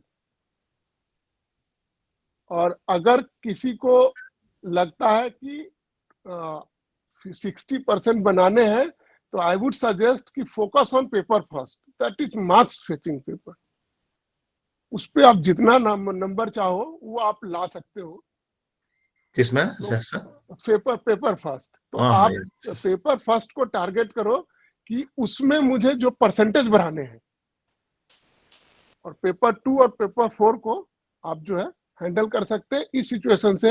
एक क्वेश्चन देख करके मुझे ना मेरे सेकंड अटेम्प्ट में सबसे बड़ी प्रॉब्लम ये हुई थी कि मैं first paper one paper repeat कर रहा था, दैट वाज पेपर 2, और क्वेश्चन देख करके ना वो अजीब सा 1 पेज का क्वेश्चन था, वो भी पेपर 2 का। तो मेरा जो तैयारी था, मैंने क्वेश्चन देखा और उसी समय मैं डर गया, उसका पूरा असर मेरे आंसर पे पड़ा। क्योंकि मुझे इस बात का डर था कि एक अटेम्प्ट जा रहा है मेरा इस पेपर की वजह से, और ये पेपर इतना इस टाइप से कैसे आ गया, क्योंकि because I was not prepared in that way. मैंने 4.5 क्वेश्चन अटेम्प्ट किया था सेकंड पेपर में and I was not sure कि whether I am doing all up to the mark और नॉट, क्योंकि हैंडराइटिंग बहुत गंदी हो गई थी लास्ट में जाके। 4.5 क्वेश्चन में भी 50 मार्क्स दिए मुझे, 50 मार्क्स दिए फिर भी मुझे उन्होंने। Bansal ji, I know you personally and we were there in library 4 yes in this examination. yes and what concept you have, but ये नहीं कह सकते कि because of होता है, sometime it happens। मैंने एक ही चीज देखा कि अगर डर के का एग्जाम देना तो मैं फेल हो जाता इस बार भी। I didn't fear, मैं सोचा जो भी होगा करूंगा, और सबसे बड़ी बात थी कि सेकंड पेपर और फोर्थ पेपर जो है it's lengthy but it is easy to handle if you have a technique.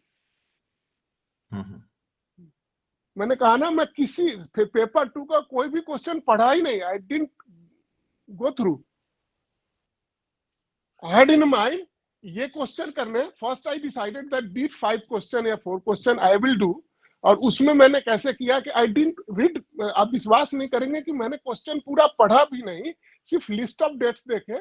वहां से मुझे पता चल गया कि एसएलपी में क्या क्या, एसएलपी में होते क्या है सबको पता है। All are advocates, all are doing practice before supreme court, everyone knows what content should be there in SLP, declaration and all, Yes, and yes. prayer. So only go for list of dates, and I left one page blank to write synopsis at last.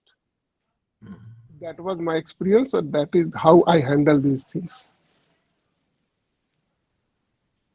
So consistently I performed 70, 68, 66, and in fourth paper I got 59.5.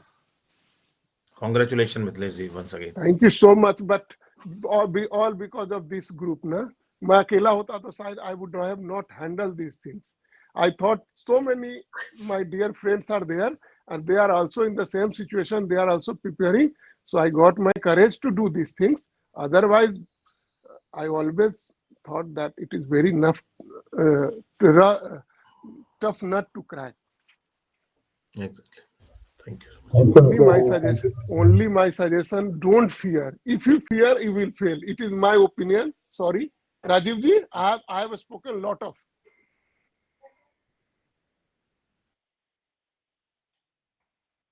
Thank you, Rajiv ji. नहीं, एक बार आप लोग demonstrate कीजिए, क्योंकि ये पता होना चाहिए कि क्या प्रॉब्लम आता है और उस प्रॉब्लम को कैसे हैंडल करना होता है और उसके लिए कितनी तैयारी की जरूरत होती है।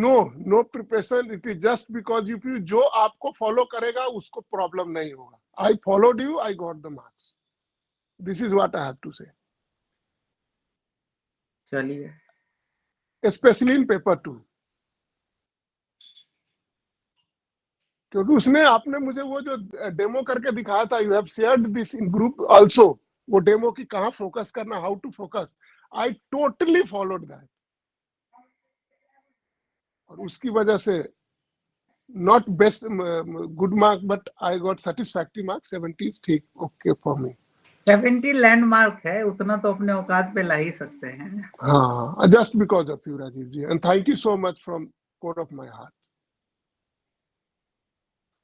मेरी बस एक ही मतलब ये है कि मेरे पेपर में हाईएस्ट आया था 76 इन वन पेपर, पेपर 3। मैं चाहता हूं कि आप सब उससे नीचे ना लाएं, उससे ऊपर टारगेट रखें इन ऑल पेपर। और एक और बात बोलूंगा लास्ट में, well closing my statement, paper 4 की वजह से जो लोग रुके हैं उसमें मोस्टली कैलाश वासुदेव सर का हाथ हो सकता है, अगर 800 के ऊपर जिसके रोल नंबर है। ये कहना ठीक नहीं है, ये बिल्कुल गलत बात होगा। नो व्हाई बिकॉज आप रिस्पांसिबिलिटी आप लोग लीजिए, डोंट जस्टिफाई मत कीजिए। मैं reason, I am giving the reason. जब मैं उनके क्लास कर रहा था तो ही वाज वेरी स्पेसिफिक। उनके नॉलेज इतने वास्ट है ना कि उनके एक्सपेक्टेशन भी हम लोगों से बहुत ज्यादा है। इतना उन्होंने जो बताया मुझे, हमने सुना था, सबने सुना होगा, उन्होंने कहा कि लैंडमार्क जजमेंट क्यों लैंडमार्क बनता है। तो उन्होंने कहा कि लैंडमार्क जजमेंट तभी लैंडमार्क बनता है जब उसको बहुत सारे अपकमिंग जजमेंट्स में उसको रेफर किया जाए। मींस ही वाज एक्सपेक्टिंग कि आप अगर कोई भी आंसर कर रहे हैं तो सीधा उसका आंसर मत करिए, उसके रेफरेंस दीजिए, how it become the landmark judgment. और उसमें जो लोग फेल हुए, अब देखिए, अब मैं एक चीज और आप लोगों के सामने थोड़ा सा रखना चाहता हूँ। लेक्चर में जो वो कहते हैं underlying message, the word I am using underline, message कुछ और होता है। आप उस मैसेज को कैप्चर कीजिए, सर्टेनली रिजल्ट आपके सामने होगा, and work on that line. So meet the expectation of the examinee on paper. आप अपने ब्रेन में नहीं, पेपर पे। तब वो रिजल्ट में कन्वर्ट होगा आराम से। अदरवाइज डिफिकल्टी फेस करनी पड़ेगी। Aditya ji. Yes, sir. One, sir. Good morning. So I guess lot of clarity आप लोगों के ब्रेन में होगा, specially those who appeared into the exam जी। और specially those who are appearing into the exam first time. Yes, sir. और anyway in any manner एक बार और उन सारे जजमेंट को पढ़ना हमारे लिए एक प्रिविलेज की बात है कि हम और प्रिसाइज एंड फोकस हो जाएंगे to understanding towards the law and towards the profession. So don't take it negative and otherwise take it as a opportunity, as an opportunity to improve ourselves, to precise ourselves.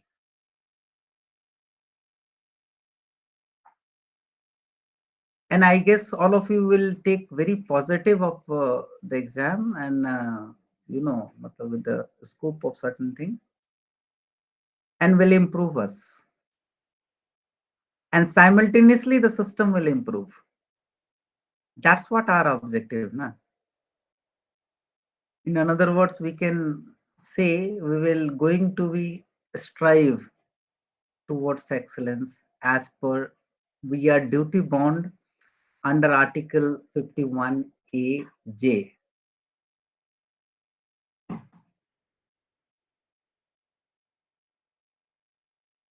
So it is constitutional expectation. Take the responsibility, improve ourselves. Do it honestly, diligently, with full commitment. Result तो आएगा.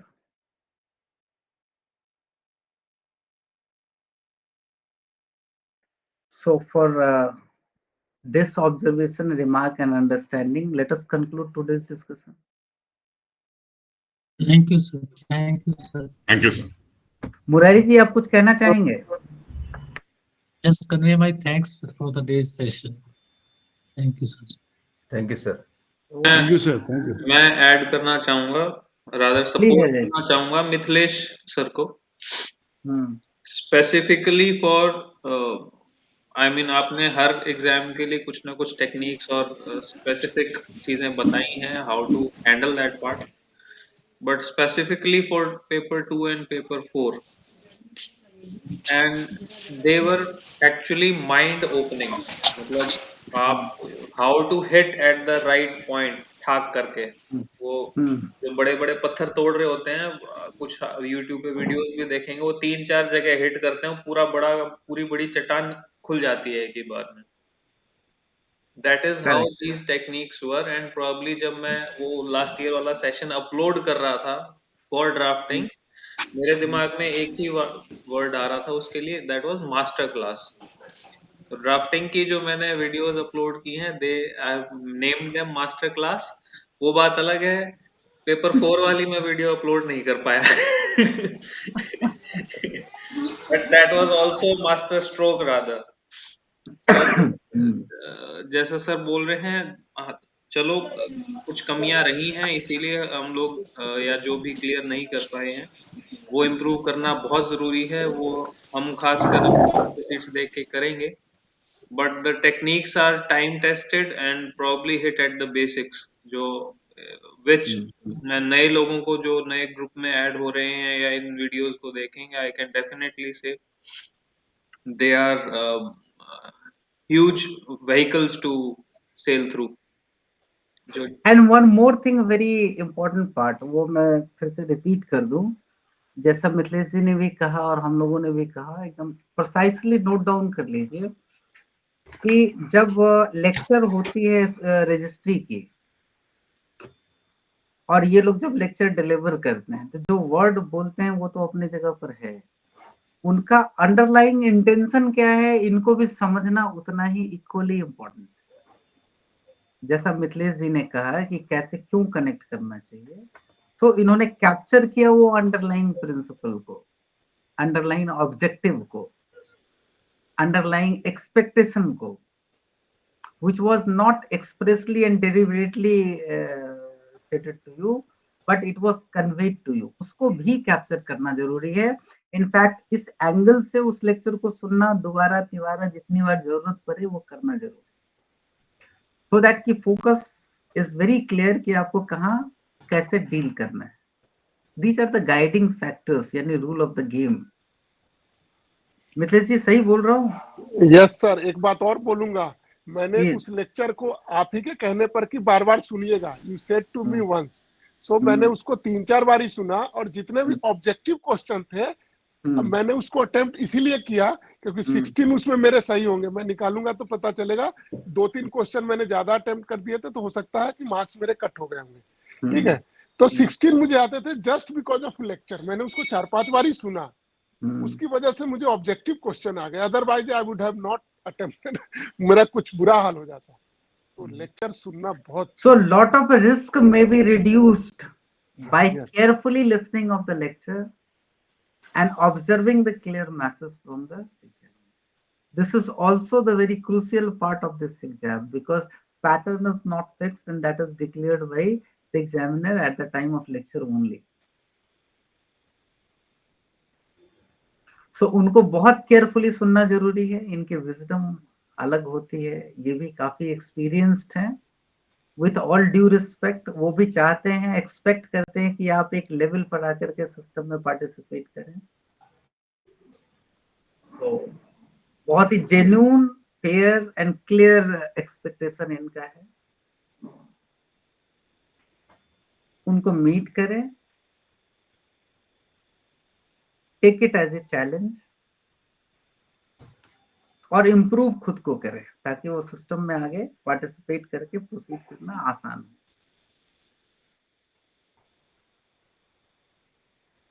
ठीक है.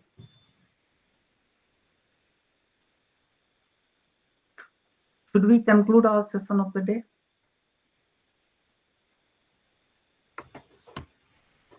Or someone want to say something?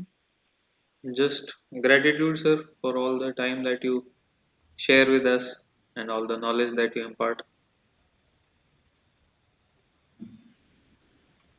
Sir वो अभी तो नहीं, इसका improvement दिखेगा आने वाले 5 years 10 years down the line.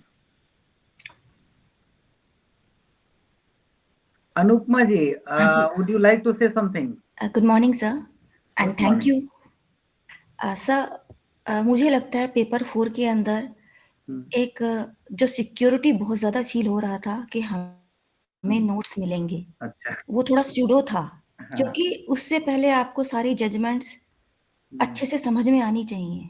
और जो 20 मार्क्स के जो एमसीक्यू थे सर, वो एग्जामिनर्स ने मुझे लगता है इस पॉइंट ऑफ व्यू से दिया कि आप पूरी जजमेंट पढ़े बिना एमसीक्यू आंसर नहीं कर सकते. तो उन्होंने कहीं ना कहीं हमें पकड़ लिया कि मोस्टली एस्पिरेंट्स हेड नोट्स पढ़कर आते हैं, तो वो सब्जेक्टिव आंसर कर देंगे, ऑब्जेक्टिव में उलझ जाएंगे. और सर हम उलझे. Your time management, your skill management, your knowledge management, everything is being tested.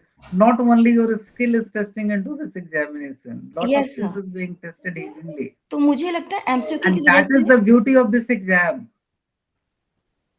Yes sir, मुझे लगता है एमसीक्यू की वजह से 100 की बजाय अब वो जो क्वेश्चन पेपर था वो 80 का हो गया if we have studied on the base of head notes. और वो 20 मार्क्स आपके कंप्लीटली तभी हो पाएंगे जब डीप नॉलेज होगी सर. मुझे तो बहुत ज्यादा रियलाइज हो रहा था पेपर देते हुए. I barely managed, but this time I was sure I will not clear, so I started preparing each and every judgment by reading thoroughly. And I realized कि वाकई में बहुत इंपॉर्टेंट है डीप में पढ़ना.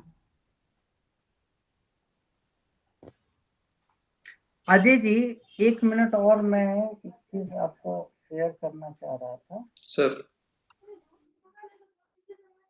एक हमारे मेंबर हैं, let me just figure it out, then I will come to that line.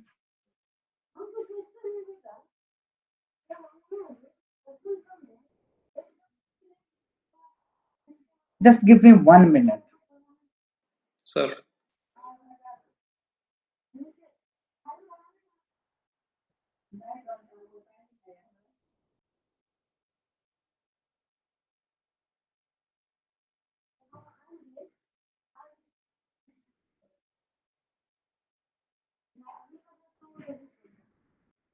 Yes, one member we have in our group, Miss Sadhana Shukla. She is there in the group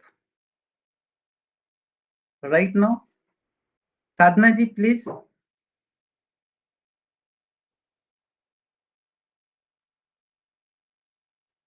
मैं थोड़ा सा ये साधना शुक्ला जी के बारे में आप लोगों के साथ शेयर करना चाह रहा हूँ.